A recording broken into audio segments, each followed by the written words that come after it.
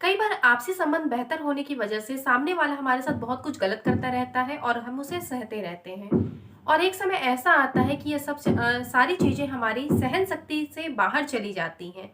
ऐसी स्थिति में हम लीगल नोटिस के माध्यम से अपने अधिकार को ले सकते हैं।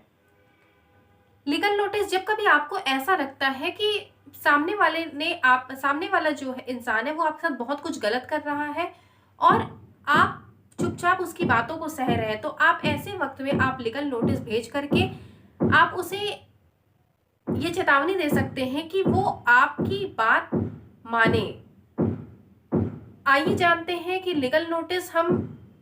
कब भेजते हैं और ये किस तरह से सामने वाले को आपके प्रति सचेत करता है। लीगल नोटिस को हम सिविल थ्रेट भी कह सकते हैं। इसका मतलब है कि आप लीगल नोटिस को एक तरह से कानूनी माध्यम से किसी विपक्षी पार्टी को धमकी देना भी आप ये भी कह सकते हैं। धमकी देना इन द सेंस कि आप ये जो भी कर रहे हैं वो आप लीगल सेंस में कर रहे हैं, इसमें बात कोई भी गैर कानूनी बात इसमें नहीं आती है। विपक्षी पार्टी को किसी भी प्रकार का दावा, चेतावनी या इच्छानुसार कोई शर्त मनवाने के लिए आप लीगल नोटिस भेज सकते हैं। अगर आपको ऐसा लगता है कि सामने वाले ने आपके किसी अधिकार का हनन किया है या आपने किसी को कुछ पैसे उधार दिए हैं विश्वास के तौर पर, आपका उसके प्रति विश्वास था और आपने उस विश्वास की वजह से उसको कुछ पैसे उधार दिए हैं,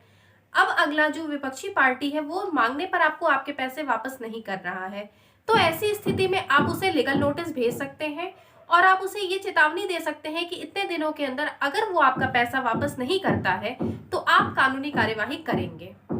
साथ ही साथ अगर हम पति पत्नी की बात करें और आप दोनों के बीच में कोई तनाव चल रहा है, पत्नी घर छोड़ करके चली गई है, तो ऐसी स्थिति में आप अपनी पत्नी को लीगल नोटिस भेज सकते हैं और उससे उस नोटिस के माध्यम से ये कह सकते हैं कि वो इतने दिनों के अंदर अगर घर नहीं आती है तो आपको ना चाहते हुए भी कोई ना कोई लीगल एक्शन लेना पड़ेगा।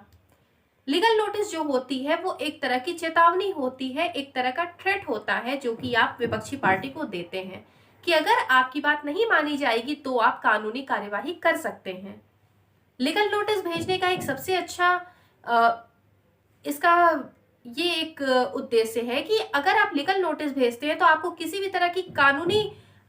अड़चनों में नहीं पड़ना पड़ेगा। मतलब आपको बार बार कोर्ट नहीं जाना पड़ेगा, आपको बार बार किसी वकील को नहीं करना पड़ेगा, आपको किसी वकील को इतने पैसे नहीं देने पड़ेंगे। आपके जहां समय की बचत होती है वहीं आपके पैसों की भी बचत होती है और आज के समय में हर इंसान अपने समय और अपने पैसे को बचाना चाहता है। तो आपके पास एक सबसे अच्छा जरिया ये होता है कि आप लीगल नोटिस भेज देते हैं अपनी बात को मनवाने के लिए किसी ऐसे व्यक्ति को जिससे आप कोई काम करवाना चाहते हैं, जिस पे आपने विश्वास करके कोई बात कही या कुछ दिया या फिर आपके ऐसे संबंध हैं, तो आप उन्हें लीगल नोटिस भेज दीजिए।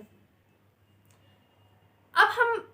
ये बात करते हैं कि कभी कभी क्या होता है कि लीगल नोटिस आती है, आपके सामने ये समस्या आती, आप सोचते हैं कि आप उसे रिसीव करें या नहीं करें। तो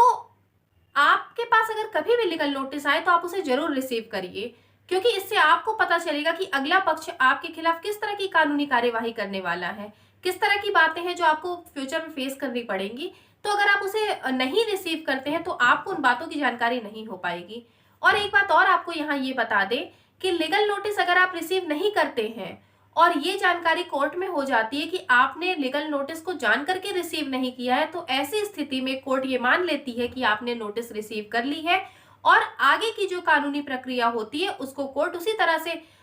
स्टार्ट करती है जिस तरह से अगर आपने नोटिस रिसीव कर ली होती तब की जाती। तो इसलिए ज्यादा बेहतर है कि जब भी आपके पास लीगल नोटिस आए तो आप उसे रिसीव कर लीजिए, अगर आप उस वक्त वहां पर मौजूद हैं या फिर आपके बिहाफ पर जिन जिन लोगों को आप नोटिस रिसीव करने के लिए जो